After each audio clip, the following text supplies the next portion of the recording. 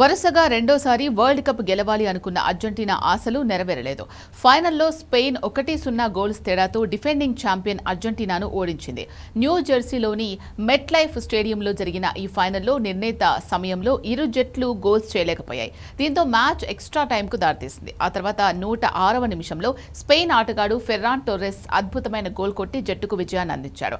స్పెయిన్కు ఇది రెండో ప్రపంచ కప్ టైటిల్. గతంలో 2010లో గెలిచింది. ఊహించినట్టుగానే మరోసారి అద్భుతమైన టికీ టాకా వ్యూహంతోనే స్పెయిన్ పైచేయి సాధించింది. మ్యాచ్ ఆద్యంతం స్పెయిన్ బంతిని తమ ఆధీనంలో ఉంచుకుంటూ అర్జెంటీనాను ఒత్తిడికి గురిచేశారు.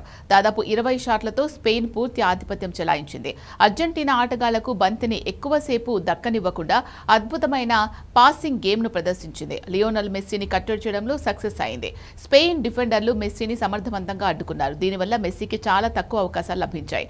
టోర్నీ అంతటా స్పెయిన్ రక్షణ విభాగం చాలా పటిష్టంగా పనిచేసింది. ప్రత్యర్థులకు గోల్స్ చేసే అవకాశాలు చాలా వరకు అడ్డుకున్నారు. ఫైనల్లో కూడా స్పెయిన్ డిఫెన్స్ కారణంగానే గెలిచింది.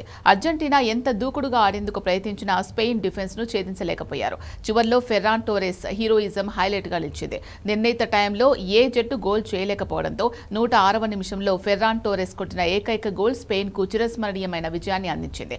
ఈ మ్యాచ్ లో అర్జెంటీనా పొరపాట్లు ఓటమికి కారణమయ్యాయి. స్పెయిన్ చేసిన నిరంతర దాడులను అడ్డుకోవడంలో అర్జెంటీనా డిఫెన్స్ చివరి వరకు ఒత్తిడిని తట్టుకోలేకపోయింది. ఆ జట్టు స్టార్ ప్లేయర్ ఎంజో ఫెర్నాండెస్ రెడ్ కార్డుకు గురై మైదానం వీడడంతో స్పెయిన్ ప్రత్యర్థి జట్టుపై ఆధిక్యాన్ని సాధించి మ్యాచ్ను తమ వైపు తిప్పుకుంది. అదనపు టైంలో అర్జెంటీనా 10 మందితోనే ఆడాల్సి రావడం కొంప ముంచింది. గత యూరో 2024 విజయంతో ఊపు మీదున్న స్పెయిన్ అదే సమిష్టి తత్వంతో ఎలాంటి తడబాటు లేకుండా ప్రపంచ కప్ను సొంతం చేసుకుంది.